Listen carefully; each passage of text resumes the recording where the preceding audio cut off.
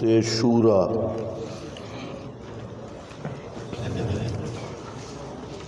ترتیب سورت کے لحاظ سے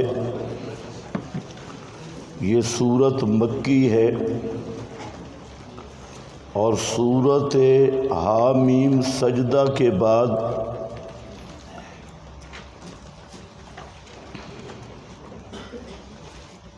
باسٹھ نمبر پر نازل ہوئی۔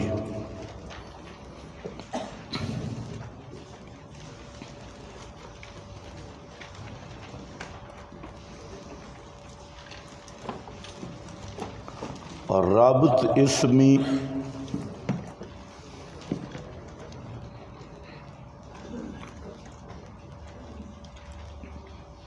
اہل ایمان کے معاملات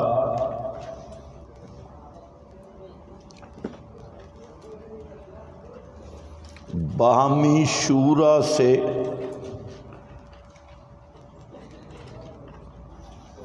طے ہوتے ہیں۔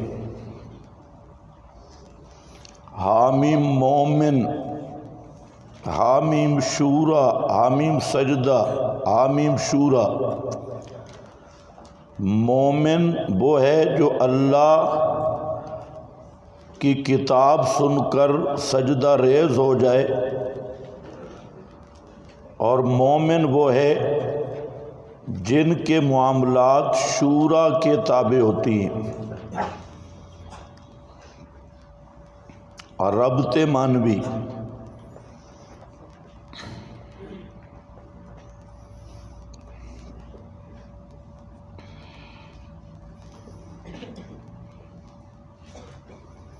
نمبر 1، سورہ شورا جس طرح ترتیب میں حامیم سجدہ کے بعد ہے، نزولاً بھی اس کے بعد ہے۔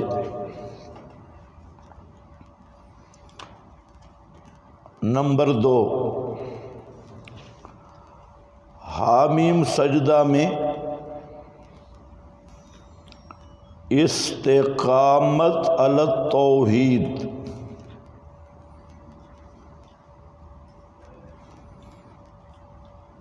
کا حکم تھا، فاستقیموا واستغفروہ، آیت نمبر 6۔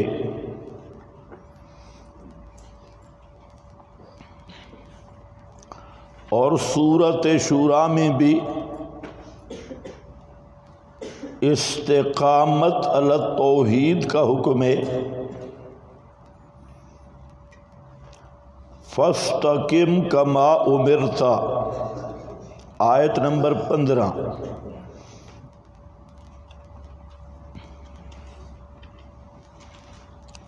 نمبر 3، حامیم سجدہ میں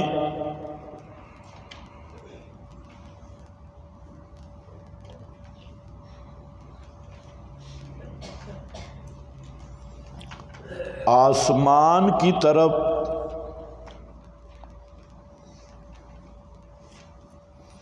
وہی یعنی نفاذ حکم کا ذکر تھا، بَأَوْحَىٰ فِي كُلِّ سَمَاءٍ أَمْرَهَا، آیت نمبر 12۔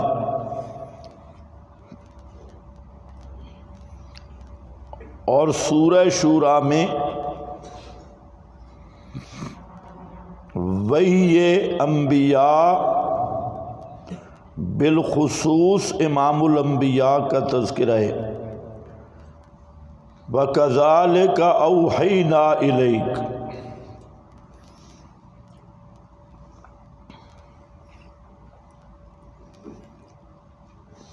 نمبر 4، حامیم سجدہ میں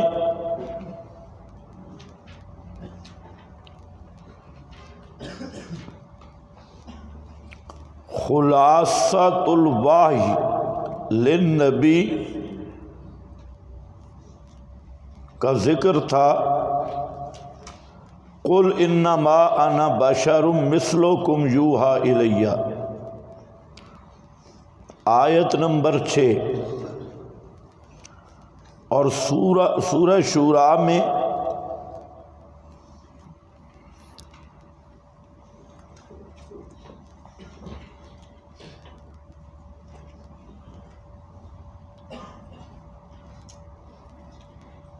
تمام انبیاء کی طرف مقصد وحی کا بیان ہوگا۔ شرع لکم من الدین ما وصی بہ نوحا، آیت نمبر 13۔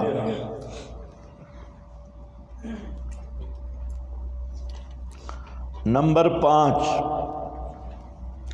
سورہ حامیم سجدہ میں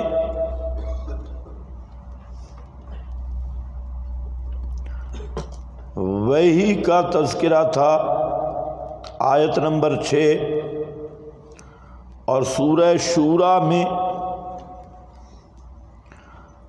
وحی کے 3 طریقوں کا ذکر ہوگا یا 3 اقسام کا ذکر ہوگا۔ ما کان لبشر ان یکلمہ اللہ الا وحیا، آیت نمبر 91۔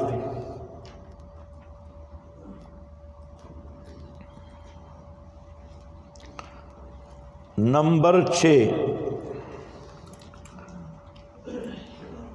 سورہ حامیم سجدہ میں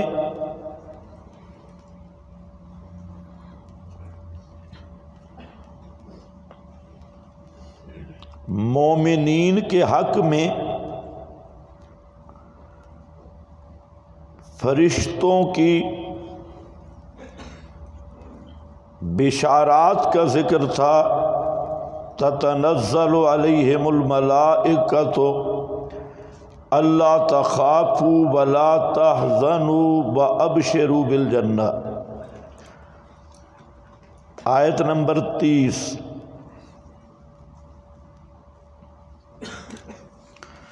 اور سورہ شورا میں مومنین کے حق میں فرشتوں کی استغفار کا ذکر ہے۔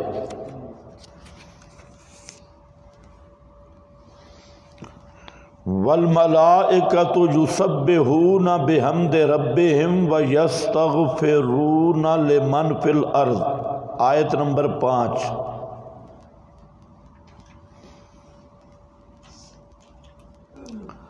نمبر 7 یہ جو تم میں کچھ بزرگ امی بیٹھے ہیں اور لکھ نہیں رہے تو مہربانی کر کے قرآن کھول لیا کرے، اگر لکھنا نہیں آتا آیات نمبر میں اس لیے بتا رہا ہوں، اصل تو یہ ربط اندر ایتیں کھول کے فٹ کرنا چاہیے وقت بچانے کے لیے، آیت نمبر بتا رہا ہوں۔ اور آپ میں جو آزاد مارکا بیٹھا ہے جیسے کرکٹ کا میچ دیکھنے والے ہیں، تو بہتر ہے کہ آیات ذرا کھول کے دیکھیں، نمبر اس لیے بتا رہا ہوں۔ حامیم سجدہ کی ابتدا ترغیب الی القرآن سے ہوئی، تنزیل من الرحمن الرحیم، اور سورہ شورا کی ابتدا بھی ترغیب الی القرآن سے ہوئی، کذالک یوحی، آیت نمبر 3۔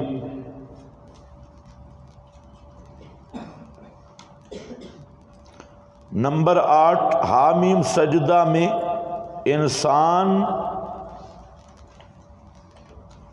کے نا امید ہونے کا ذکر تھا،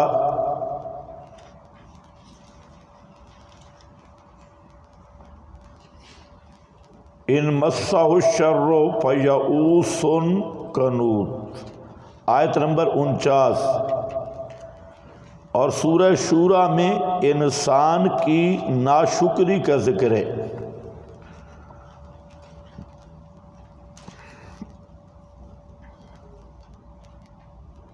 ان تصبہم سیئۃ بما قدمت ایدیہم فإن الانسان کفور۔ آیت نمبر 48۔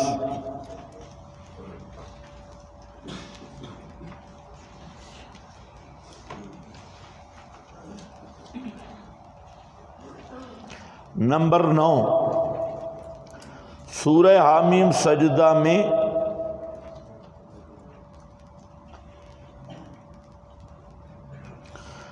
مستقیمین علی التوحید،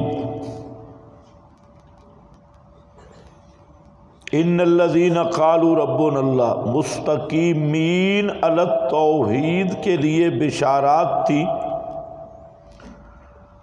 آیت نمبر 30۔ اور سورہ شورا میں توحید پر وارد شدہ 3 اعتراضات کا جواب ہے۔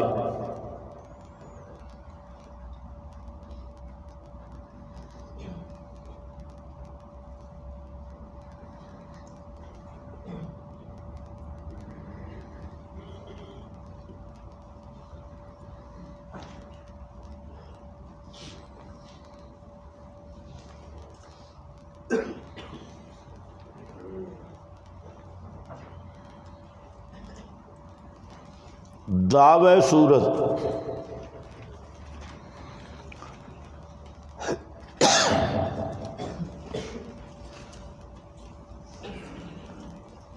دفع الشبہ، جس کی تقریر میں بعد میں کرتا ہوں، شبہوں کا دفع کرنا۔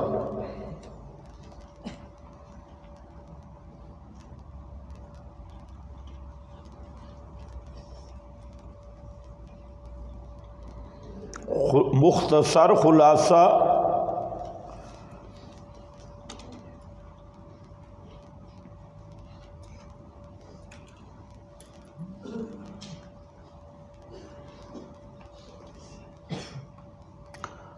رد الشبہات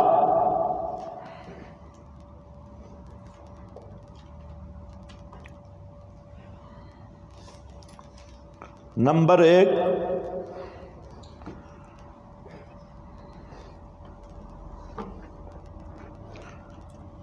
آپ جو بیان کرتے ہیں یہ نئی بات ہے،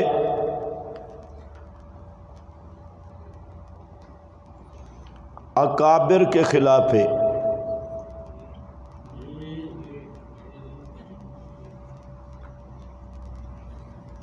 اس کے 2 جواب دیے۔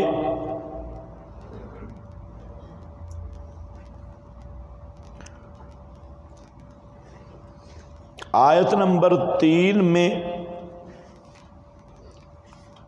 اور آیت نمبر 13 میں۔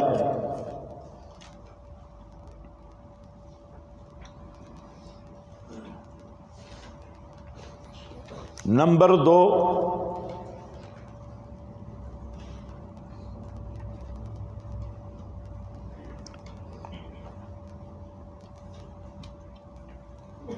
تمام کتب تمہارے اس دعویٰ کے خلاف ہیں۔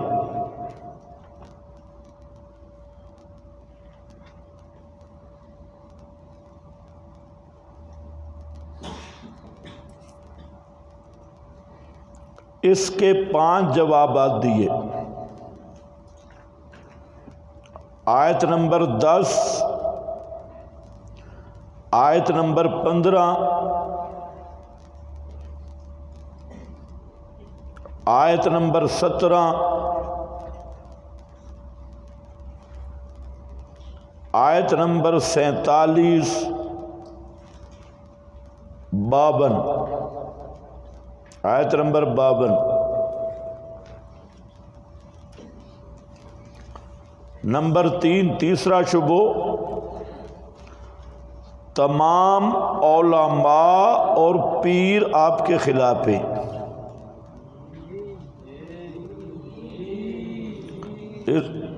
اس کے 2 جواب دیے۔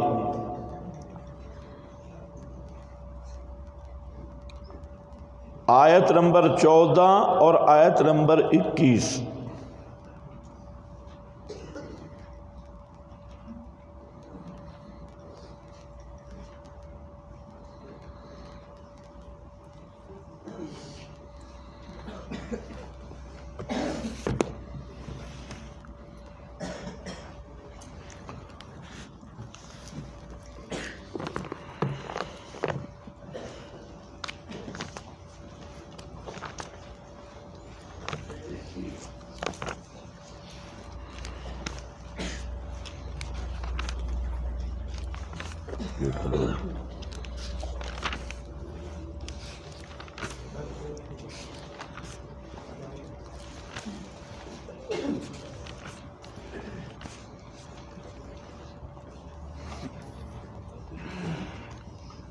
بسم اللہ الرحمن الرحیم۔ ایک مسئلہ تھوڑا سمجھ لو۔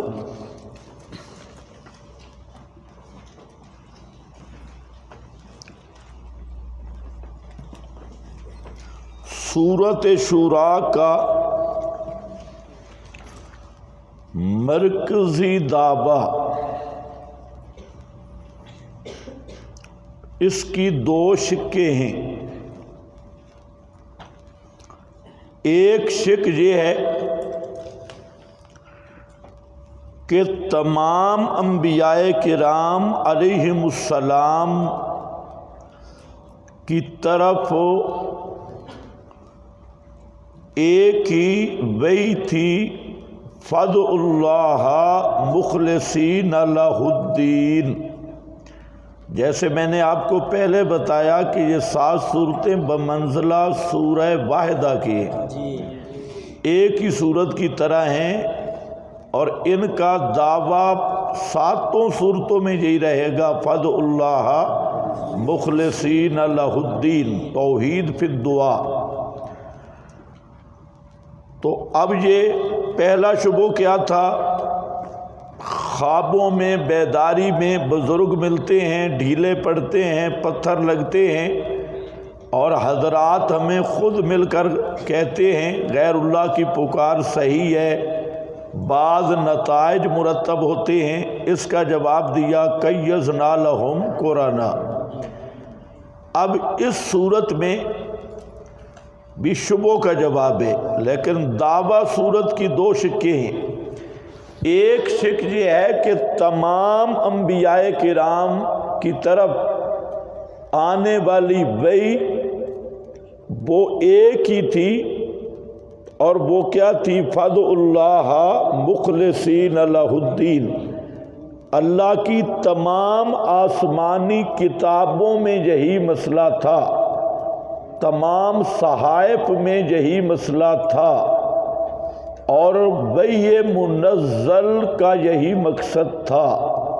ایک شق یہ چلے گی دعویٰ کی پوری صورت میں، اور دوسری شق کہ اس مسئلہ کے خلاف جو کتابوں میں ملتا ہے، اور چاہے تورات، انجیل، زبور، صحائف، ان کتب میں جو غیر اللہ کی پکار ہے، حضرت سلیمان کے متعلق کہ وہ جادو کرتے اور غیر اللہ کو پکارتے، حضرت عیسیٰ کے متعلق کچھ کلمات وہ انجیل میں ملتے ہیں۔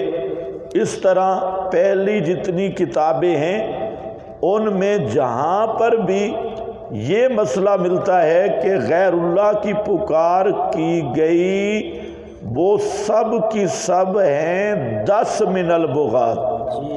کیا ہیں 10 من البغاة؟ وہ باغی مولویوں اور پیروں کی تحریریں ہیں، وہ اللہ کی نازل کردہ نہیں ہیں۔ اللہ تعالیٰ کی نازل کردہ ایک ہی وحی رہی ہے، اور وہ وحی توحید والی تھی، وہ یہی وحی، یہی پیغام تھا جو قرآن پاک نے وہ پیغام دیا، فادعوا اللہ مخلصین لہ الدین۔ تو انبیاء کی دعوت بھی یہی تھی، تمام کتب کا مقصد بھی یہی تھا۔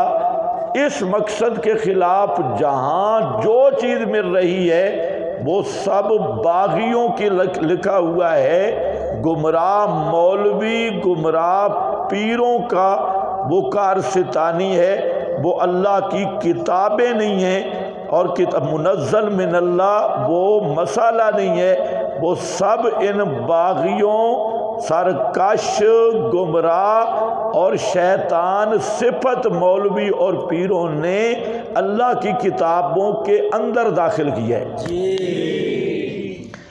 انہوں نے کتابیں خود لکھی، یکتبون الکتاب بایدیہم، خود کتاب لکھ کے ثم یقولون ھذا من عند اللہ، اپنے رجسٹر تیار کیے اور اپنی کتابیں تیار کی، اپنے رسالے تیار کیے، اور پھر کہہ دیا کہ ھذا من عند اللہ، جھوٹی روایتوں کے انبار جمع کیے اور نبیوں کے ذمہ لگائے، انبیاء کے ذمہ لگائے، جھوٹی حکایات، جھوٹی روایات، اور وہاں سارا گپوٹیشن یہ کس کا ہے؟ باغیوں کا، اور اس عنوان کا نام کیا ہے؟ 10 من البغات، دسیسہ کاری کس کی؟ باغی مولویوں اور باغی پیروں کی وہ کارستانی ہے، وہ اللہ کی کتابوں کا مسئلہ نہیں ہے۔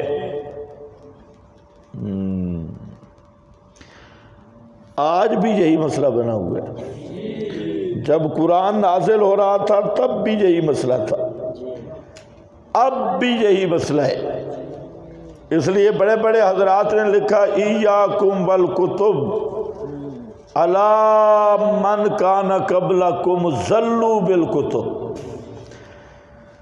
کتابوں سے بچ جاؤ، تم سے پہلے جو تھے وہ کتابوں کی وجہ سے گمراہ ہوئے۔ ابن سیرین کا قول ہے، اور بھی بڑے بڑے ائمہ کا قول ہے۔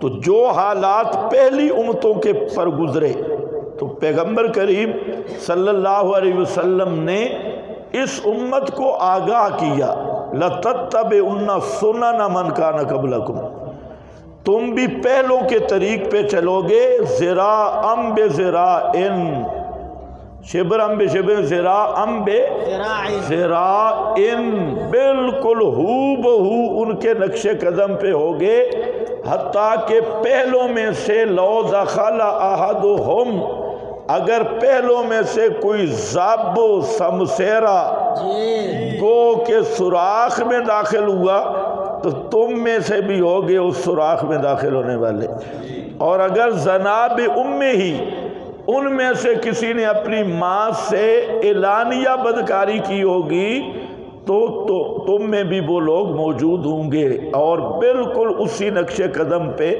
چلو گے۔ چنانچہ یہ پیشین گوئی پوری ہوئی۔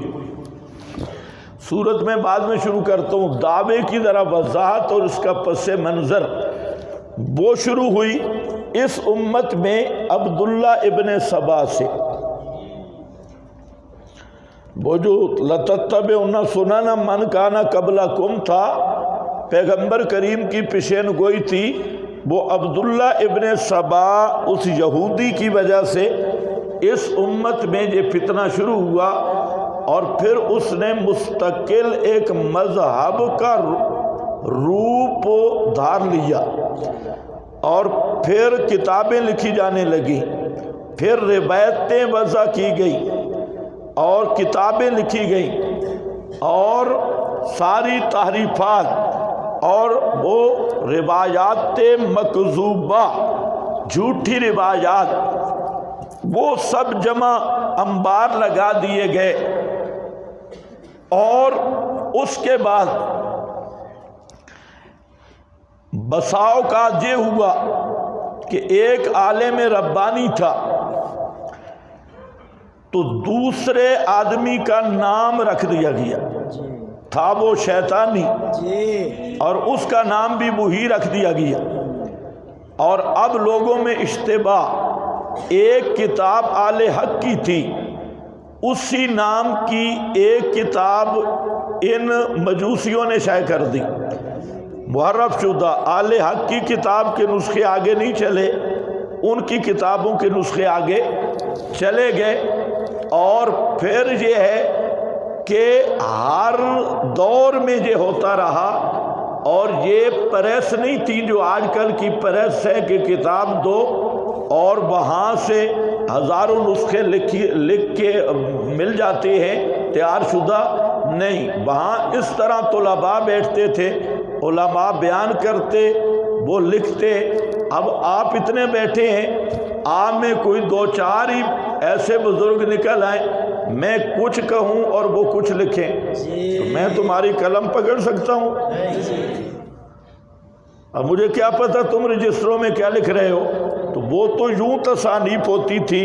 پھر جو اپنے لکھے ہوئے نسخے ہوتے، ایک نسخہ ایک شاگرد نقل کرتا، دوسرا شاگرد، تو یہ ہاتھوں سے لکھی جاتی تھی کتابیں۔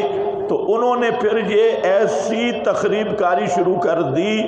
اور پھر یہ بھی ایک حقیقت ہے کہ ہم تک جو کتابیں پہنچی ہیں، یہ اللہ کی شان، یہ سارا اقتدار میں رہنے والے طبقے کی کتابیں ہیں، حکومت والے لوگوں کی ہیں۔ حکومتوں کے ساتھ جو لوگ رہے، آپ کوئی کتاب بھی اٹھائیں گے تو وہ کسی حکومت کا قاضی ہوگا، کوئی ولی ہوگا، کوئی گورنر ہوگا، کوئی بادشاہ کا مقرب ہوگا، کوئی کچھ ہوگا، کوئی کچھ ہوگا۔ تو یہ انہی لوگوں کی، اور جو ہزاروں لاکھوں علماء گزرے، اور آج بھی آپ دیکھیں اتنے بڑے بڑے علماء ہیں، مضبوط ہیں، لیکن وہ مصنف نہیں ہیں اور لکھتے نہیں۔ وہاں سوشل میڈیا بھی نہیں تھا، وہاں پریس میڈیا بھی نہیں تھا، وہاں کتابوں کے لیے یہ مشینیں بھی نہیں تھیں۔ تو اس لحاظ سے کتابیں جب آگے چلی تو ان میں باغی مولویوں اور باغی پیروں کو موقع ملا، اور انہوں نے ایسی ایسی عبارتیں کتابوں میں داخل کر دی اور ایسے ایسے مضامین داخل کر دیے۔ آپ شرح جامی پڑھتے ہیں،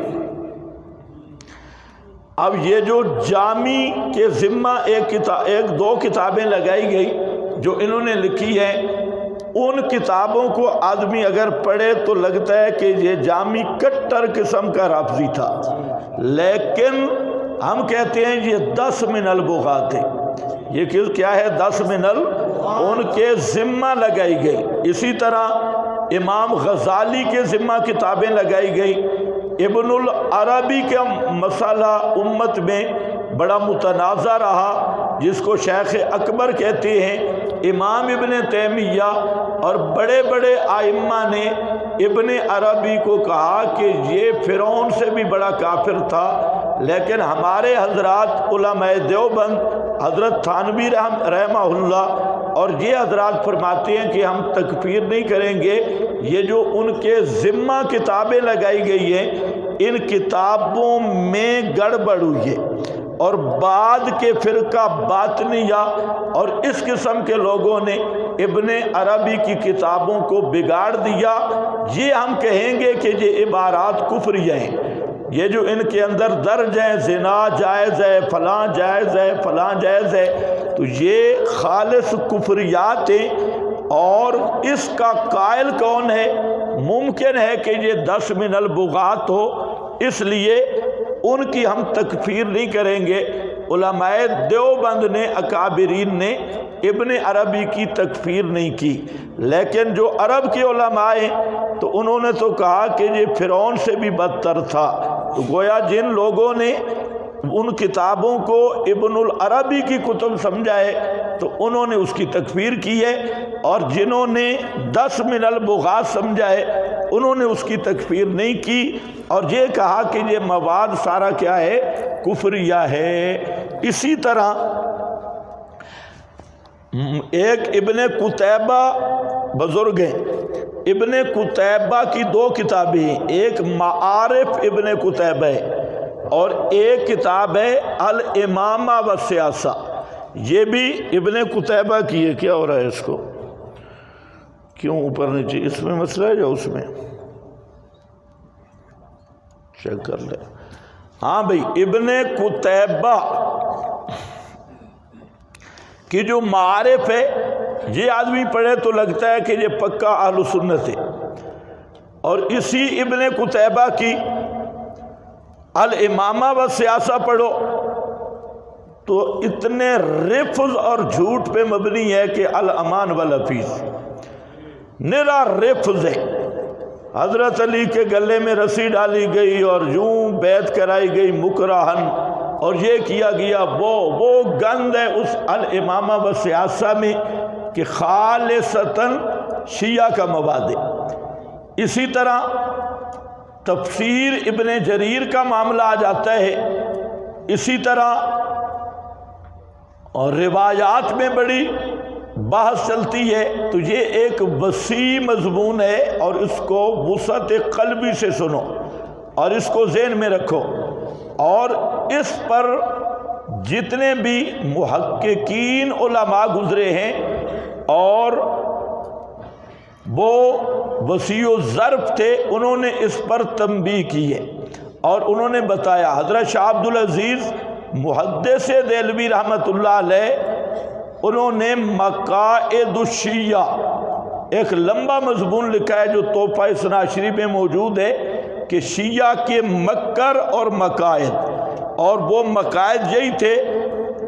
اوپر ابو سعید کئی ایسے راوی تھے جو اپنی تین چار کنیتیں رکھتے تھے، مثلا کلبی ہے تو یہ کلبی کی 4-5 نام تھے، ایک نام اس نے اپنا رکھا تھا ابو سعید، دھوکہ دینے کے لیے کہ لوگ سمجھتے تھے یہ ابو سعید خدری ہے، اور بہت ساری روایات جو ابو سعید کلبی کی ہیں ان میں خلط ہوا کہ یہ ابو سعید خدری ہے۔ سمجھ گئے کہ نہیں؟ بہت ساری روایات، حالانکہ وہ ابو سعید کنیت کس کی تھی؟ وہ کلبی شیطان کی، اور یہ کلبی پورا ابلیس ہے، شیطان ہے۔ اور اس کلبی نے اور بھی بڑی کنیتیں رکھی ہوئی ہے، تو یہ ہمیشہ رہا ہے 10 من البغات۔ تحفہ اثنا عشری شیعہ کے خلاف لکھی گئی، لیکن اس میں حضرت معاویہ کے خلاف بہت سخت باتیں، تحفہ اثنا عشری۔ تو میں نے ابتداءً پڑھی تو میں نے کہا بڑا اچھا وکیل ہے اہل سنت کا جو حضرت معاویہ کو رگڑا لگا رہا ہے تحفہ اثنا عشری میں، لیکن بعد میں مجھے ایک تحریر مل گئی شاہ عبد العزیز محدث دہلوی رحمۃ اللہ علیہ کی، اس سے کسی نے سوال کیا کہ آپ نے جو تحفہ اثنا عشری لکھی ہے اس میں حضرت معاویہ کے بارے میں آپ نے بہت سخت باتیں لکھی ہے۔ تو شاہ صاحب نے فرمایا کہ میں نے نہیں لکھی، اگر آپ کے پاس جو نسخے پہنچے ہیں ان میں اگر یہ چیز ہے تو یہ بھی رافضیوں نے تحریف کی ہے۔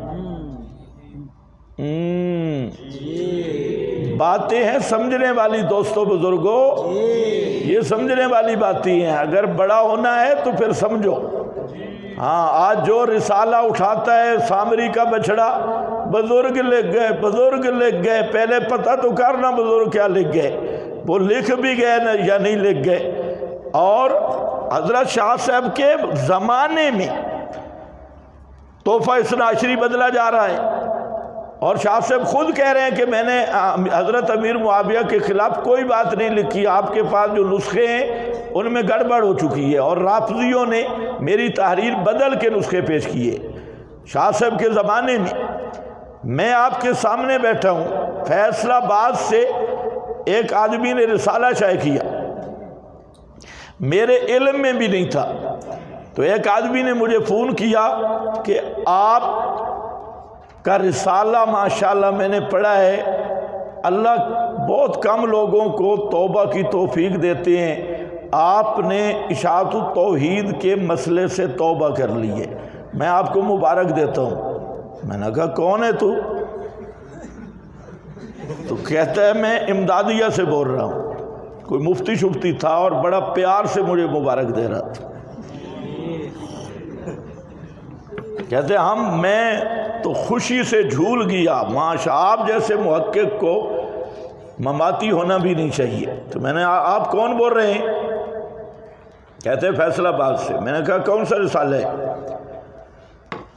تو اس نے وہ رسالہ نکالا، اس نے کہا جی میرے پاس ہے، میرے ہاتھ میں۔ میں نے کہا مہربانی کر رسالہ بھیج دیں مجھے۔ اس نے کہا ٹھیک۔ اس نے رسالہ بھیجا، وہ میرے مکتبے میں کہیں ہوگا چھوٹا سا، تو اس رسالے میں میرا رجوع لکھا ہوا ہے۔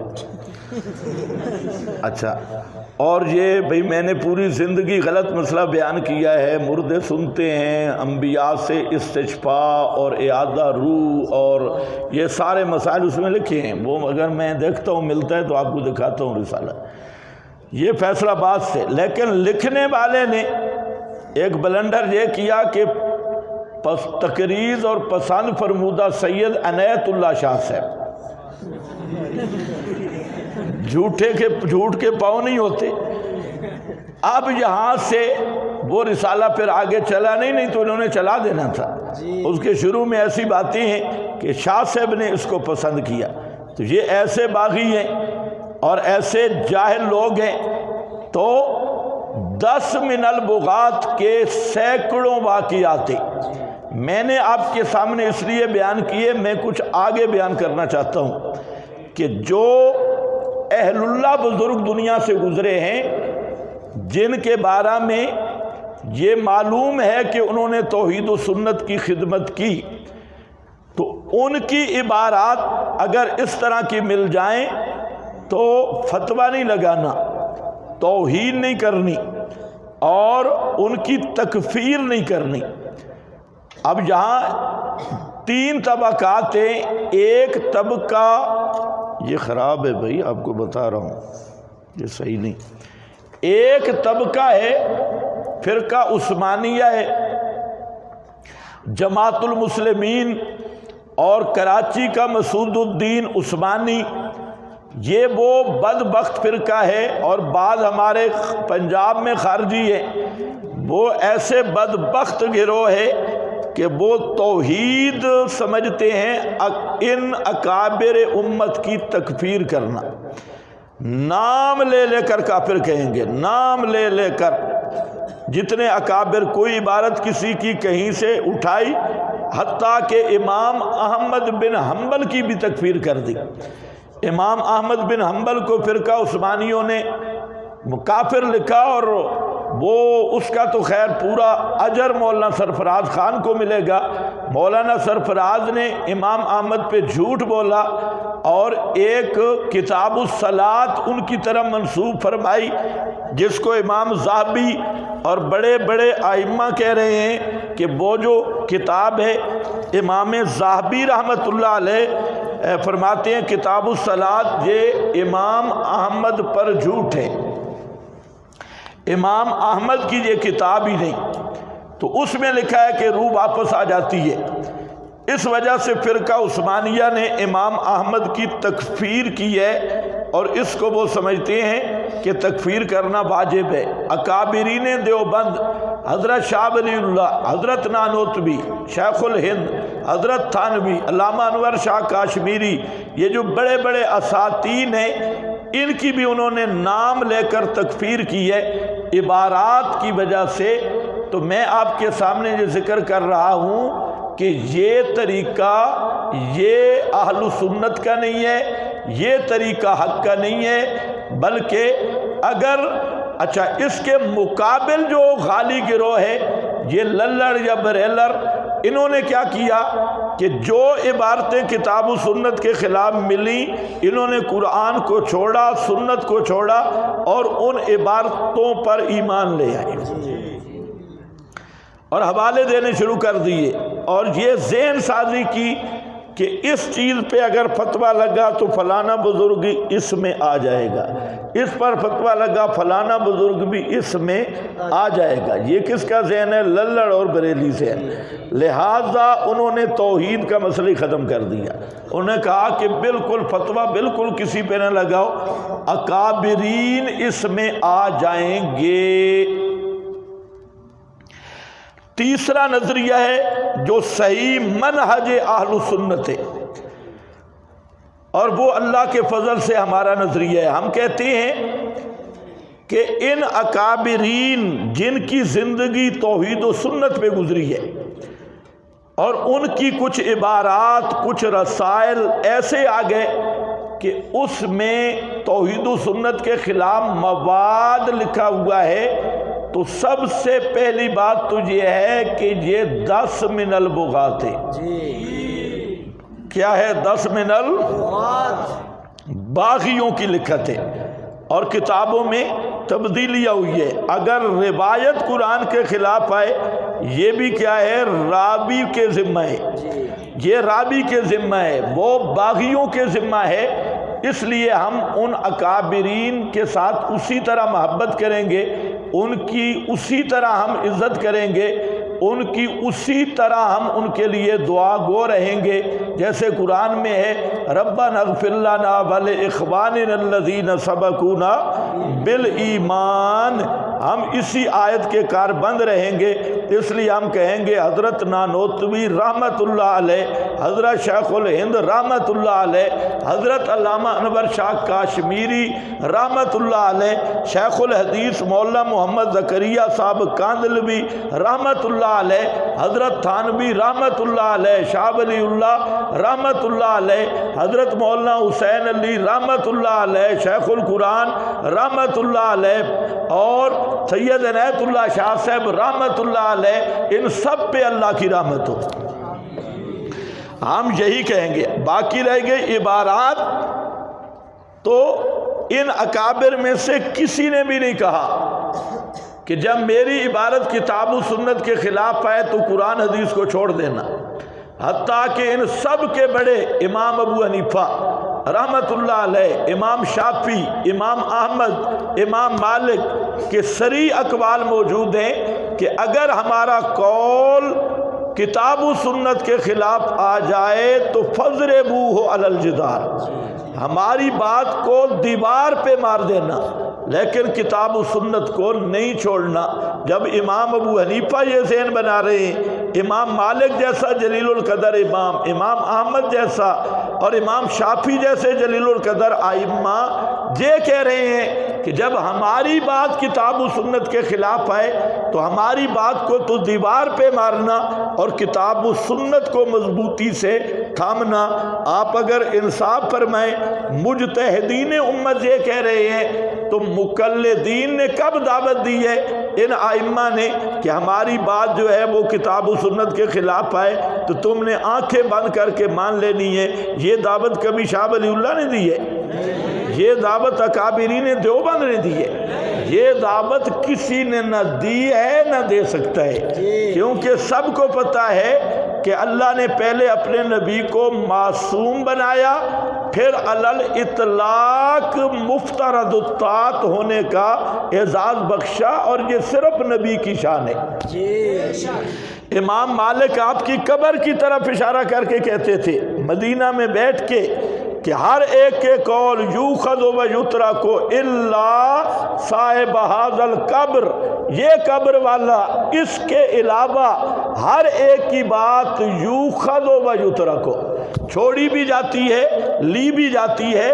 تو یہ ہے مسلمان کا ذہن، اور اصل اہل السنت کا منہج ہے یہ۔ اس کو لوگ گستاخی سمجھتے ہیں تو دونوں غالی گروہ، ایک عثمانی فرقہ وہ تکفیر کرتا ہے، ایک یہ غالی للڑ فرقہ، اور یہ کیا کرتے ہیں، یہ کتاب و سنت کو چھوڑا اور واتبعوا ما تتلو الشیاطین علی ملک سلیمان، یہ اس پر چلے گئے۔ تو اس لیے جو یہاں اہل السنت کا منہج ہے وہ میں نے آپ کو بتا دیا کہ جن بزرگوں کی زندگیاں توحید و سنت کی خدمت پہ گزر گئی ان کی توہین نہیں کرنا، ان کی تکفیر نہیں کرنا، ان کے اگر کتابوں میں کوئی بات کتاب و سنت کے خلاف نظر آئی توجیہ ہو سکتی ہے، فبہا، بہت اچھی بات ہے، ان کی کتابوں میں تعویل ہوگی، کتاب و سنت میں نہیں ہوگی، ان کی عبارتوں میں تعویل ہو سکتی ہے، ٹھیک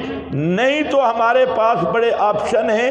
میں انشاءاللہ ذکر یہ بھی کروں گا کسی مقام پہ کہ کسی مصنف سے حوالہ پیش کرنے کی شرائط کیا ہیں۔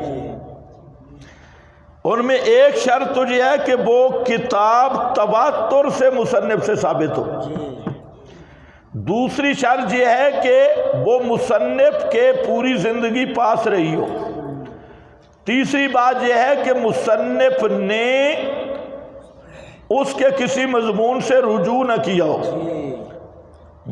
کرو گے ثابت تو پتہ چلے گا۔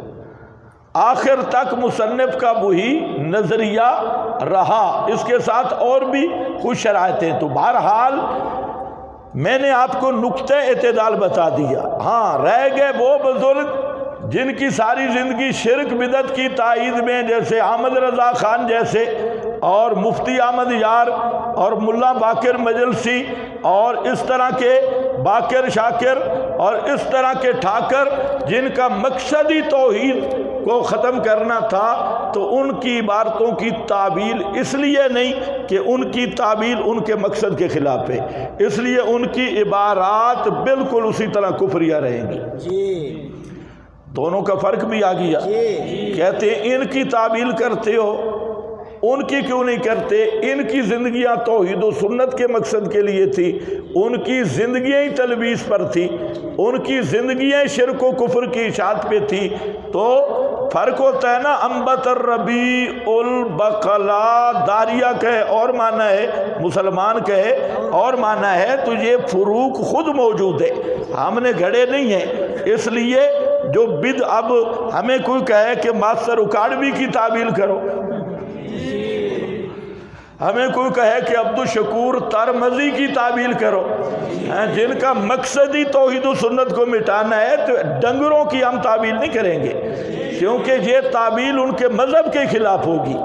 اور فضل الرحمان کی کوئی تعبیل کر لو کہ مریم کے ساتھ جلوت خلوت تنہائی خلوت سیاح ہو سکتا ہے، نکاح کر لیا ہو،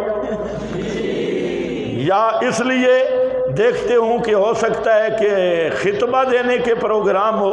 تو تعبیل اس لیے نہیں کہ ان کا خامد موجود ہے اور ابھی تک طلاق بھی نہیں ہوئی. باقی جو تم تعبیلیں کر لو تو وہ تمہاری مرضی ہے.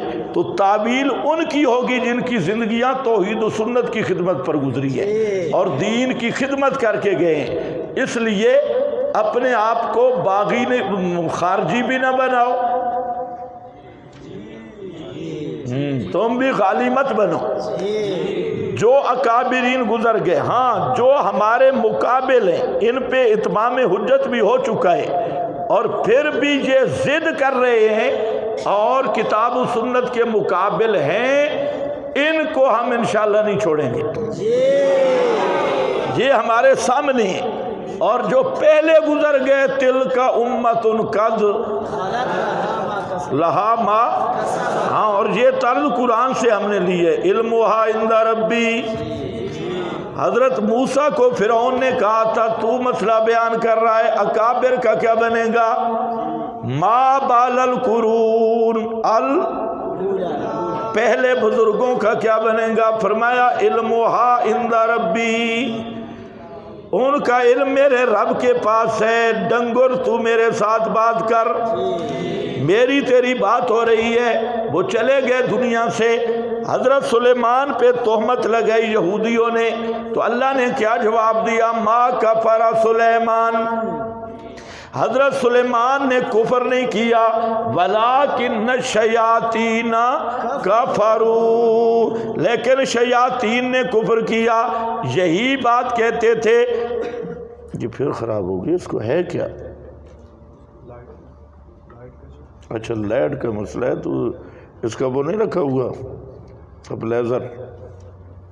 اور یار اس کو یاد کرانا، اس کو آدھی بات یاد رہتی ہے، آدھی نہیں. ناظم کو اس کو سپلیزر جو ہے ہر بات اسے یاد کرانی پڑتی ہے.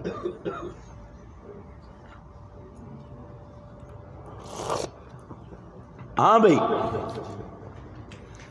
حضرت سلیمان، حضرت شیخ القرآن جب یہ پڑھتے تھے تو سبحان اللہ، پھر آگے جب لگاتے نا، شاہ ولی اللہ نے کفر نہیں کیا، ولیکن کفر احمد رضا،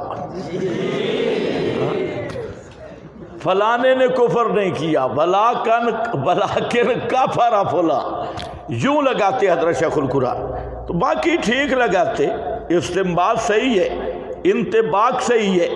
اور حضرت شاہ صاحب نے یہ لکھا ہے، قرآن و سنت یہ کہانیاں نہیں ہیں، اس کو حالات کے مطابق فٹ کر کے نہ بیان کرو گے قرآن سمجھ نہیں آئے گا.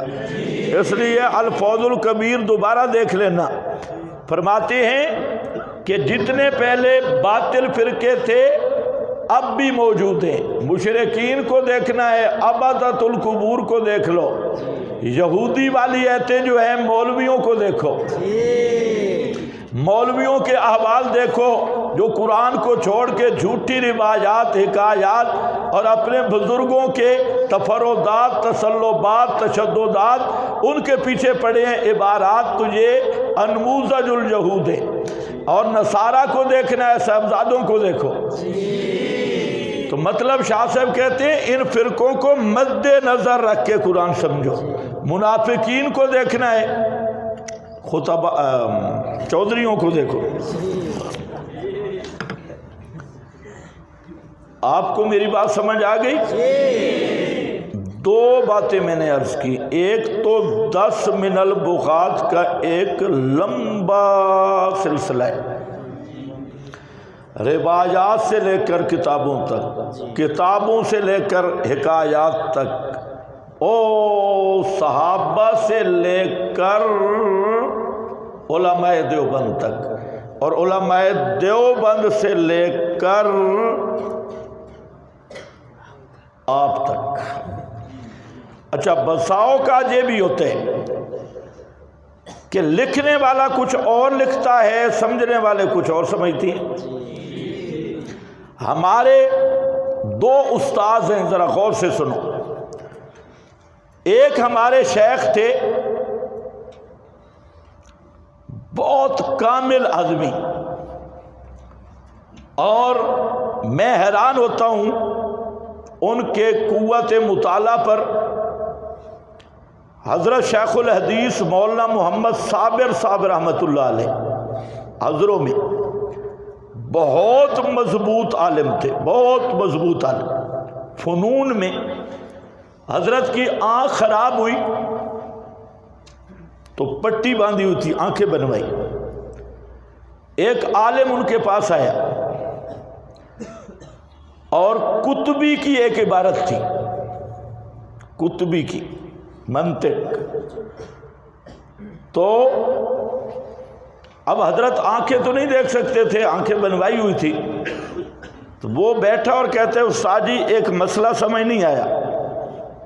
تو حضرت نے فرمایا کون سا مسئلہ ہے؟ عبارت پڑھ۔ انہوں نے تھوڑی عبارت پڑھی تو حضرت فرمانے لگے حاشیہ نمبر فلاں دیکھ، وہ اس میں جواب ہے۔ اس نے حاشیہ دیکھا، جواب تھا۔ تو اس نے پوچھا استاد جی آپ نے قطبی کب پڑھائی تھی؟ فرماتے ہیں 17 سال پہلے۔ 17 سال پہلے۔ ہم 1 سال اپنے حضرت کے پڑوس میں رہے، بالکل وہاں جانا بھی بڑا ڈر لگتا تھا، حضرت جلال والے تھے، لیکن میں تھا اور مولانا سعید الرحمان صاحب ہمارے بھائی ہیں، وہاں کینٹ والے بزرگ، وہاں مدرس ہے، تو ہم 2 ہوتے تھے، تو ہمارا کمرہ بالکل حضرت کے ہیڈ کوارٹر کے ساتھ تھا۔ تو لیکن حضرت ویسے بہت جلالی طبیعت تھے، دنیا کا پتہ نہیں تھا، لیکن دین میں مطالعہ ان کا بس یہ ان کا مطالعہ تھا، آنکھیں بند کر کے سوچتے بھی میں سبق کی ترتیب کیا بنا، کتابیں دیکھنے کی ضرورت نہیں تھی۔ اور مسئلے میں اتنے مضبوط تھے، میں نے 3-4 دفعہ سنا ان سے۔ وہ جو ہمارے دوسرے حضرت شیخ الحدیث مولانا عبدالسلام صاحب رحمہ اللہ، وہ ظریف الطبع تھے، ہنس مکھ ہر بات کو وہ ظرافت کے طور پہ پیش کرتے اور لطیفہ اور ہنساتے۔ حضرت عام سادہ سی بات کرتے، انداز ایسا ہوتا کہ آدمی ہنس پڑتا۔ تو حضرت نے ایک دن ان سے گپ شپ میں مسئلے پہ بات کی، حالانکہ وہ ایسی ظرافت طبع کے طور پہ یہ مسئلہ سماع موت تھا، اور اس میں کوئی بات کی حیات النبی پہ۔ میں بالکل سامنے دفتر میں تھا، پتہ نہیں 2-3 اور طلباء بھی تھے، اگر میری یہ گفتگو ان تک پہنچے گی تو وہ انشاءاللہ شہادت دیں گے۔ تو حضرت جلال میں آئے، حضرت مولانا صاحب محمد صابر صاحب رحمہ اللہ، جو حضرت شیخ الحدیث صاحب تھے، ہم ان کے چھوٹا استاد کہتے مولانا عبدالسلام صاحب کو، اور حضرت مولانا محمد صابر صاحب رحمہ اللہ کو ہم بڑے استاد کہتے۔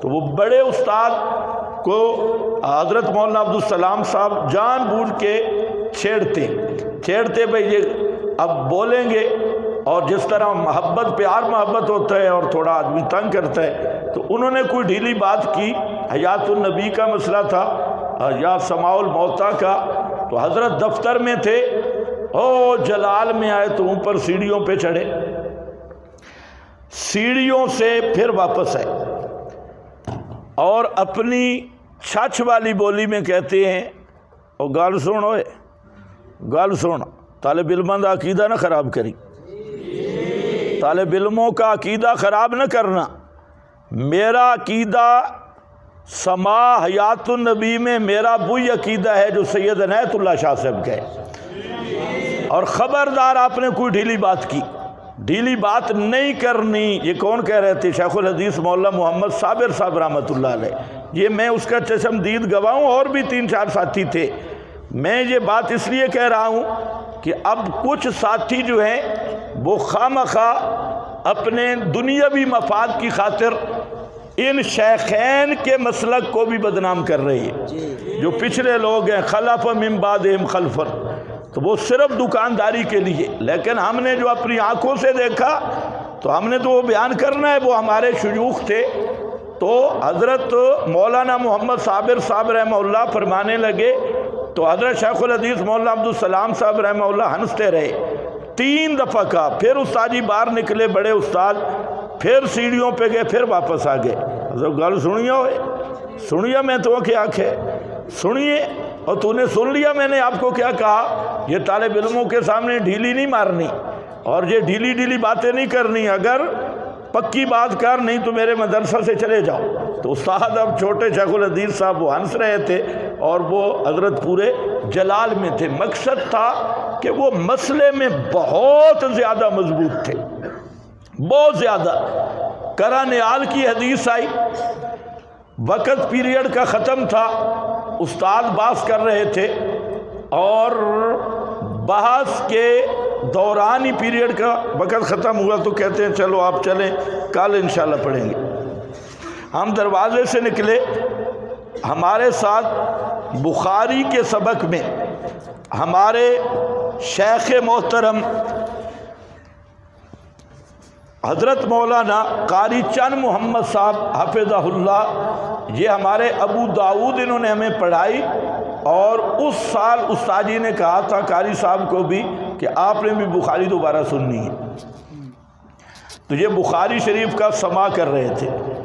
تو کرانیال کی حدیث پہ حضرت نے گفتگو کی، زبردست کر کے گفتگو کی، اور فرماتے ہیں کہ جب قرآن کی نسختی آ گئی، انک لا تسمع الموتیٰ ما انت بمسمع من فی القبور، تو اب یہ جو کرانیال والی حدیث ہے یہ قرآن کے مقابل تو حجت نہیں بنتی، اس لیے پھر حضرت نے بحث کی کہ حضرت مولانا رشید احمد گنگوئی رحمۃ اللہ علیہ نے اس کی کیا توجیہ کی ہے، اور مولانا حسین علی قاضی شمس الدین ان کی وہ توجیہ ذکر کی۔ اچھا کیا ٹائم ختم ہو تو کہتے ہیں چلو کل ہم باہر نکلے تو پھر بلا لے، ادھر آؤ ادھر آؤ ادھر ادھر، پتہ نہیں کل زندگی رہے گی یعنی آج ہی پڑھو۔ تو انتہائی مضبوط تھے۔ شیخ الحدیث مولانا عبدالسلام صاحب رحمۃ اللہ علیہ جب ایک وقت آیا مدارس پہ، تو انہوں نے جو 1962 کا فیصلہ تھا اس کو شائع کیا، جو ایک صلح نامہ تھی، اس پر انشاءاللہ میں گفتگو کروں گا کہ اس فیصلے کی حقیقت کیا ہے۔ انہوں نے وہ شائع کر دیا رسالے کی شکل میں، اور بعض علماء سے دستخط کرائے، بعض علماء سے پتہ نہیں تھا۔ اب ان میں ویسا تعلیم الاسلام کے جو بڑے بزرگ ہیں اور مجتہد فی الفنون ہیں اور با عمل عالم ہیں، حضرت مولانا حفیظ الرحمان صاحب حفظہ اللہ، انہوں نے بھی دستخط کیے تھے۔ اچھا وہ عمرے پہ جا رہے تھے اور بہت پریشان ہو گئے کہ یہ کیا ہو گیا، یہ میں نے کس چیز پہ دستخط کی۔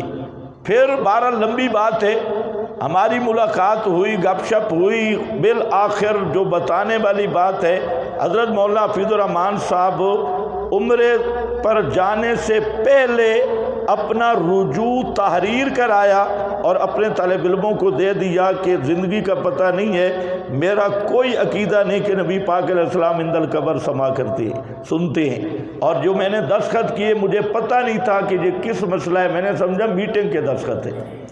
کبھی دستخط یوں بھی ہوتی ہے، تم تو دستخط دیکھے تو فلانے کے فلانے اور حضرت موجود ہیں، ان سے آپ تحقیق کریں۔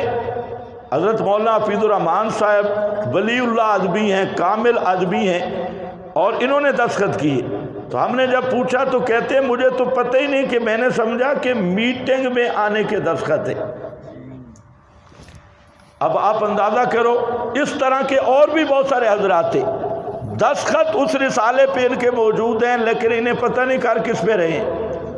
پھر انہوں نے باقاعدہ تحریری رجوع لکھا، کل یہ دنیا سے چلے جائیں گے، ان کے شاگرد بھی کہیں گے استاد جی کے دستخط بھی موجود ہیں، استاد جی کے بھی موجود ہیں، استاد رجوع کر چکا ہے اور ابھی زندہ موجود ہے، ان سے جا کے پوچھ سکتے ہیں کہ رجوع لکھا تھا یا نہیں۔ اور اس طرح کے بڑے بڑے حضرات تھے، ان کے دستخط موجود ہیں۔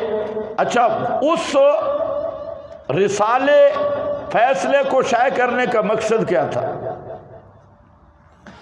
استاد جی نے مجھے بھی کہا، میں جب ملنے گیا، جب بھی میں حضرت شیخ الحدیث کے پاس جاتا ملنے تو وہ مجھے 500 روپیہ دیا کرتے تھے، وہ سارے پیسے میرے پاس جمع ہیں، اور مجھے کہتے کہ جی اگر آپ خرچ نہیں کریں گے تو یہ کبھی ختم ہونے والے نہیں، یہ رہیں گے، یہ لفظ بھی کہتے تھے۔ تو ہمارے اٹک کے ساتھی ہیں قاری فتح محمد صاحب حافظہ اللہ، ادھر بھی آتے ہیں، وہ بھی میرے ساتھ ہوتے ہیں۔ جب میں نے المسلک المنصور کتاب لکھی تو حضرت نے ساری پڑھی، خود مجھے بتایا، ساری کتاب پڑھی تو ایک دو عبارت پہ حضرت نے اعتراض بھی کیا اور خوش بڑے ہوئے، مجھے انعام دیا المسلک المنصور کتاب پر۔ قاری صاحب میرے ساتھ تھے، انہوں نے مجھے انعام دیا کہ یہ آپ نے کتاب لکھی، اور ایک لفظ کہا کہ یہ کتاب، ایسی کتاب اگر پہلے آ جاتی تو اختلافات بہت جلد ختم ہو جاتے۔ تو آپ نے جو تنقیح کی اور بڑی تعریف کی، ایک عبارت تھی اس پہ حضرت نے ظرافت طبع کے طور پہ ایک اعتراض کیا۔ وہ جو عبارت آ رہی تھی، میں نے کہا کہ ایک دفعہ تو وہ خچر ڈر گیا تھا قبرستان سے،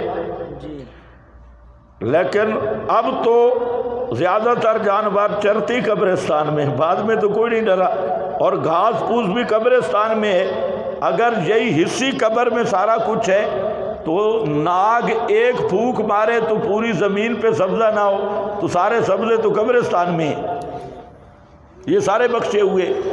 اس طرح کی عبارت تھی۔ تو حضرت نے فرمایا کہ یہ آپ اخذ بھی دیکھو کس کی عبارت ہے، شیخ القرآن کی عبارت ہے۔ تو پہلے تو ہنس رہے تھے، میں نے پھر وہ نکال کے دی کہ یہ حضرت شیخ القرآن کی عبارت ہے، میری عبارت نہیں ہے، میں نے نقل کی ہے۔ تو پھر ہنس پڑے، کہتے ہیں چلو ٹھیک ہے۔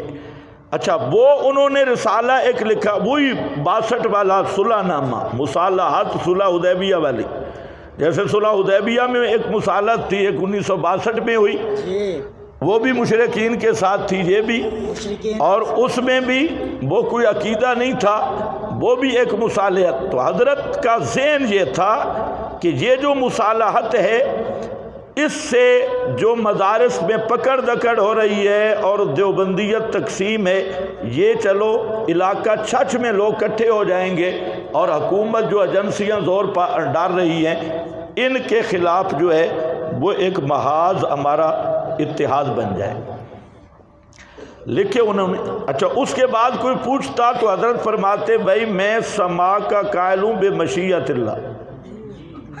کس کا؟ بے مشیت اللہ۔ میں نے خود حضرت سے پوچھا، میں نے کہا حضرت آپ عند القبر سما کے قائل ہیں؟ تو مجھے خود فرمانے لگے کہ بے مشیت اللہ، اگر اللہ چاہے۔ تو پھر ہنس سے مجھے کہتے آپ کو بھی مشیت اللہ پہ اعتراض ہے؟ میں نے کہا بالکل نہیں، بمشیت اللہ پہ کوئی اعتراض نہیں۔ پھر مجھے فرمانے لگے کہ سارے میرے شاگردوں کے دستخط ہیں، آپ بھی دستخط کر دیں۔ تو میں نے کہا استاد جی ہم نے آپ سے بھی یہی مسئلہ سیکھا ہے، سارے اساتذہ سے ہم یہ سمجھتے ہیں کہ قرآن میں مسئلہ ہے اور قرآن کا جو معنی ہے نا یہ عام ہے، الموتا جمع معرب باللام یہ بھی عام ہے۔ تو ہم کہتے ہیں کہ اس پر اگر کوئی ہمیں تخصیص مل جائے نبی پاک علیہ السلام کی اور صلاۃ و سلام کی تو ہم دل سے دستخط کریں گے، لیکن جب ہمیں یہ نہیں ملتا تو یہ چونکہ اسباب نہیں ہے، نہ ہمارا یہ عقیدہ ہے اگر میں دستخط کروں تو منافقت بنے گی، اس لیے مہربانی میں دستخط نہیں کروں گا۔ گاڑی میں ہم بیٹھے، حضرت قاری فتح محمد صاحب بھی تھے، تو استاد جی خود کہنے لگے، فرمانے لگے قرآن میں سما کی نفی ہے اور بالکل من بھی عام ہے، الموتا بھی عام، اور جتنی روایات ہیں سب ضعیف ہے۔ بزرگ لکھ گئے ہیں، اللہ جانے کیوں لکھ گئے ہیں، بزرگ لکھ گئے ہیں، اللہ جانے کیوں لکھ گئے ہیں۔ تو یہ پہلے کے کلمات ہیں۔ میں جو بات کرنا چاہتا ہوں وہ فیصلہ چلتا رہا، حضرت عمرے پہ تشریف لے گئے۔ عمرے پہ بعض وہ ساتھی مجھے ملے ہیں جن سے حضرت نے وہاں ملاقات کی، وہاں عرب کے علماء سے بھی حضرت نے اس مسئلے پہ گفتگو کی۔ جب واپس آئے عمرہ سے تو ایک جذبہ اور جوش تھا۔ حضرت مولانا قاری چند محمد صاحب حافظہ اللہ جہاں میرے پاس آئے درس پر، اور رات کو تھوڑے بیمار ہوئے، صبح جمعہ تھا اور یہ شعبان کا آخری جمعہ تھا، تو اس میں ہم حضرت کو وہاں باغ کینٹ پہنچانے کے لیے گئے، اور وہاں باغ کینٹ حضرت الاستاد تشریف لے آئے جامعہ صدیقیہ میں۔ میں تھا، مولانا سعید الرحمان صاحب تھے، اور ہمارے یہ ملک افتخار صاحب اپنے ساتھی ملک صاحب تھے، ہم تینوں تھے، اور وہاں ہم نے حضرت سے گفتگو کی تو حضرت خود کہنے لگے، اب جو بات سنانا چاہتا ہوں اب سنو۔ حضرت شیخ الحدیث مجھے فرمانے لگے کہ میں نے رسالہ بھی لکھا، اور رسالہ اس لیے وہ فیصلہ میں نے تحریر کیا تھا کہ کسی طریقے کچھ اتحاد کی فضا بن جائے، لیکن میں اس نتیجے پہ پہنچا ہوں کہ یہ جو للڑ واہیاتی ہیں یہ بالکل بریلویوں سے بھی بدتر ہے، اور اس لیے کہتے ہیں ملک صاحب کو کہا کہ میں اب رسالہ لکھ رہا ہوں ان کے خلاف، اور جو پہلی میں نے تحریر کی ہے میں نے اتحاد کے لیے کی تھی، لیکن یہ تو بالکل بریلوی ہے، اس لیے اب میں خود رسالہ لکھوں گا۔ اور ملک صاحب کو کہا کہ آپ اس رسالہ کو شائع کریں گے، تو ملک صاحب زندہ موجود ہے، آپ پوچھ سکتے ہیں۔ ملک صاحب نے کہا جی بالکل میں شائع کروں گا، اور مجھے کہنے لگے کہ عید کے بعد آپ کو اور قاری چند محمد صاحب کو، استاد قاری صاحب کہتے تھے، قاری چند محمد صاحب کو، اور ایک عبد الخالق مولوی صاحب ہے، آج کل تو وہ بھی کربوگے کا مرید ہے، تو اس وقت نہیں تھا۔ استاد جی ان پیروں کے سخت خلاف تھے، اور حضروں سے جتنے پمفلٹ شائع ہوئے نیچے نام نہیں ہوتا تھا، اتنے سخت پمفلٹ ابھی بھی میرے مکتبے میں پڑے ہوں گے، استاد جی نے جتنے شائع کیے نیچے اپنا نام نہیں لکھتے تھے، اور لکھنے والے شیخ الحدیث صاحب خود تھے، مولانا عبدالسلام صاحب رحمۃ اللہ علیہ۔ تو آخر میں مجھے فرماتے ہیں کہ میں آپ کو قاری صاحب کو فلاں فلاں کو جمع کروں گا، اور عید کے بعد ان واہیاتیوں کے خلاف وہ کام کرنا ہے جو شیخ القرآن نے بریلویوں کے خلاف کی ہے، یہ ان کے لفظ تھے۔ اور کافی گفتگو ہوئی، لیکن 25 رمضان کو حضرت کا انتقال ہوگی۔ اب ان کے جو شاگرد ہیں، ایک تو وہ شاگرد ہیں جو پہلے ان سے پڑھے ہیں، ایک بعد والے ہیں، اب ان میں تقسیم ہو گئی، اور جو کہتے ہیں جی حضرت نے تو یہ رسالہ شائع کیا تھا فلاں، آج کل وہ فیس بک پہ ہمیں بھی گالیاں دے رہے ہیں اور سب کو گالیاں دے رہے ہیں، اور کہتے ہیں جناب ہمارے استاد کا نظریہ یہ تھا، اور بھئی رسالے کو ہم تمہارے کس طرف ڈالیں جبکہ وہ رسالہ لکھنے والا خود کیا کہہ رہا ہے؟ شعبان کے آخری جمعہ پہ وہ خود کہہ رہا ہے کہ یہ للڑ ہیں اور ان کے خلاف، ان واہیاتیوں کے خلاف یہ بریلوی ہیں اور بریلویوں سے بھی بدتر ہیں، اور ہم نے رسالہ لکھا تھا چلو اتحاد کی فضا بنے، لیکن یہ تو بریلوی ہیں، ان کے خلاف وہی کام کرنا ہے جو شیخ القرآن نے بریلویوں کے ساتھ کیا۔ اب ایسے آدمی کو ہم کیا کہیں گے کہ اسی دستخطوں کو دیکھیں گے؟ انصاف کی بات ہے، اب دستخط دیکھیں گے یا ان کا بیان دیکھیں گے؟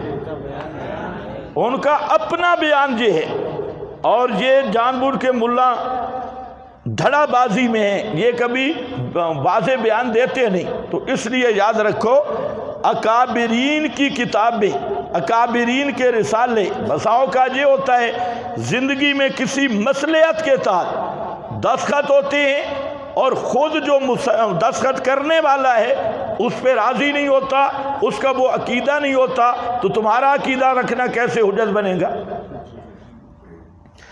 اس طرح کے اور بھی بڑے واقعات ہیں۔ خیر، بہرحال میں نے ایک دفعہ الیاس گھمن کو کہا تھا حلالے کی پیداوار،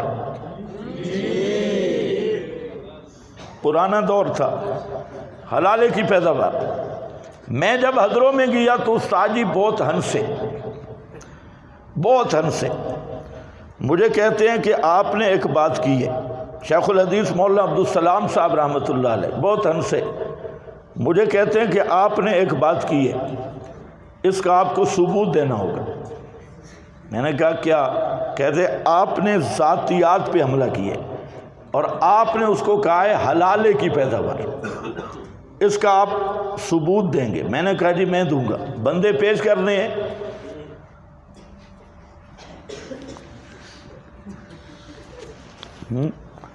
تو یہ تو پورا واقعہ ہے۔ تو حضرت نے کہا بہرحال ثبوت چاہیے، میں نے کہا انشاءاللہ عینی گواہ پیش کروں گا۔ دوسری دفعہ جب گیا میں وہ گواہ شواہ سارے پتہ کر لیے کون کون ہے، تو بات تو سچی تھی، اس میں جھوٹ نہیں تھا، اور وہ جس سے حلالہ ہوا تھا تو وہ تھا بھی شاہ صاحب کی مسجد کا نابینا، وہی لانجا میرا خیال بن گیا۔ اچھا بہرحال تو دوبارہ جب میں گیا حضروں تو استاد جی کمرے میں کھڑے تھے، مجھے دیکھتے ہی زور سے ہنسے، تو میں نے کہا حضرت میں لایا ہوں ثبوت۔ کہتے ہیں میں نے آپ سے پہلے ثبوت جمع کر لیے۔ کہتے ہیں جہاں سرگودے کے آدمی آئے تھے میں نے تحقیق کی، آپ کی بات صحیح ہے، آپ نے ٹھیک بات کی۔ یہ باتیں میں اس لیے کر رہا ہوں کہ آج کل چند چبل قسم کے لوگ وہ یہ کہہ رہے ہیں جی استاد ناراض تھے ان پہ، اور یہ استاد جی کے زمانے میں استاد ان سے ناراض تھے، بالکل بکواس کر رہے ہیں۔ استاد جی جتنا ہم سے محبت کرتے تھے کسی شاگرد سے اتنی محبت نہیں تھی۔ تو باقی کتاب و سنت کی وجہ سے اگر کوئی شیخ یا استاد یا کوئی بزرگ ناراض بھی ہو جائے ہمیں اس کی پرواہ بھی نہیں ہے۔ لا طاعت لمخلوق فی معصیت الخالق، ہمیں یہ مت ڈراؤ، باقی جھوٹ مت بولو۔ الحمدللہ استاد جی کوئی ناراض نہیں تھے، اور اگر قرآن کی وجہ سے سارا جہان بھی ناراض ہو جائے ہمارے لیے وہ سودا سستا ہے، اور قرآن سے ہم غداری نہیں کر سکتے۔ بے شک۔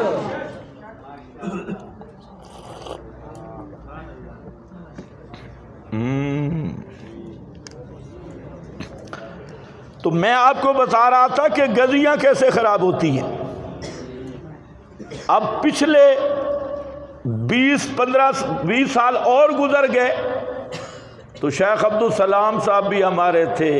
ایک آدمی مجھے کہتا ہے کہ شیخ نے رسالہ شائع کیا، میں نے اسے کہا آپ مجھے بتائیں کہ حضرت مولانا شیخ عبدالسلام صاحب رحمۃ اللہ علیہ یہ بھی آپ کے استاد ہیں، اور مولانا محمد صابر صاحب رحمۃ اللہ علیہ بھی آپ کے استاد ہیں، ان دونوں میں بڑا کون تھا؟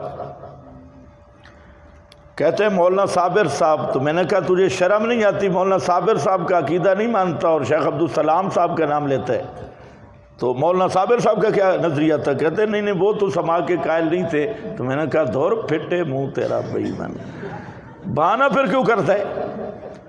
پھر ایک استاد کو تو بھی چھوڑ گیا ہے، تو ہم نے بڑے استاد کی بات تو چھوڑ گیا ہے، تو اگر بالفرض تیرے بقول ان کا یہ عقیدہ بدل بھی گیا تھا تو ہم نہیں مانتے بھائی۔ قرآن کے مقابل میں ہم نہیں میرا استاد نہیں، میرا مرشد ہو، میرا باپ ہو، اس کی بھی میں کتاب اللہ کے مقابل نہیں مانتا۔ اس میں کون سی بات ہے ناراضگی اور راضی ہونے والی؟ لیکن میں نے یہ تقریر جان بوجھ کے کی ہے۔ میرا مقصد ہے کہ جو حضرت کے نام پہ جھوٹ پھیلا رہے ہیں کئی قسم کے، انہیں شرم کرنی چاہیے۔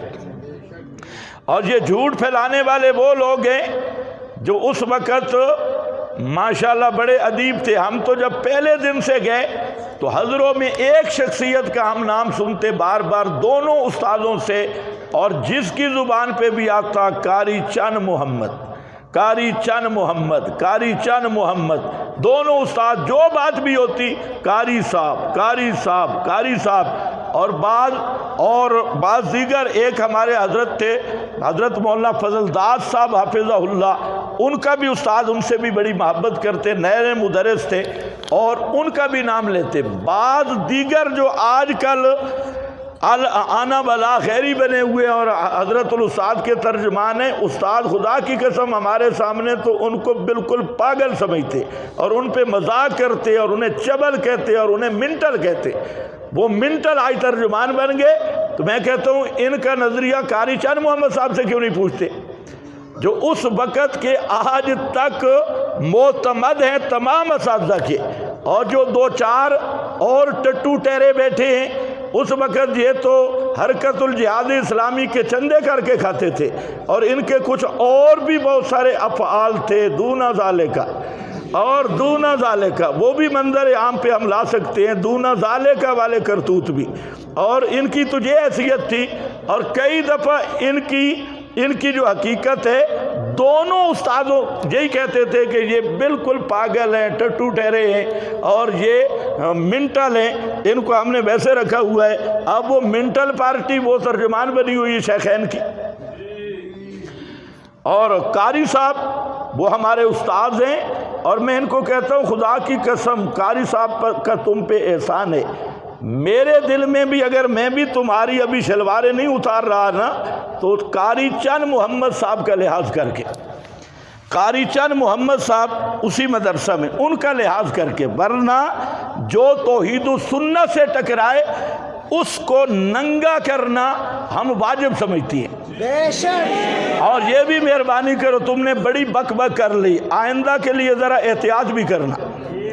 جب میں نے تمہاری سٹوریاں ہوٹلوں کی کھولی تو پھر تمہیں پتہ چل جائے گا کہ تم کو ہم لے کے کہاں سے آتے تھے، تمہاری حیثیت کیا ہے۔ اور جب ہم نے تمہاری اصلیت نکال کے دکھائی، اور یہ بھی پتہ نہیں ہم کب تک صبر کریں گے۔ اب ہم تو صرف قاری چند محمد صاحب کا لحاظ کرتے ہیں، اور ہم تم میں سے کسی کو نہیں جانتے کہ تم کس کھیت کی مولی ہو۔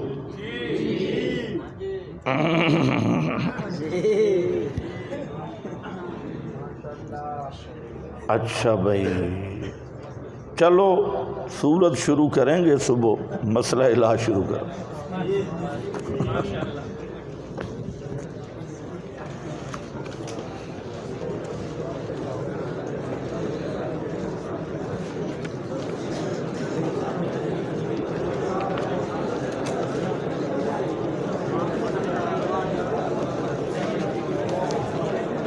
یہ اٹھا کر ادھر رکھیں۔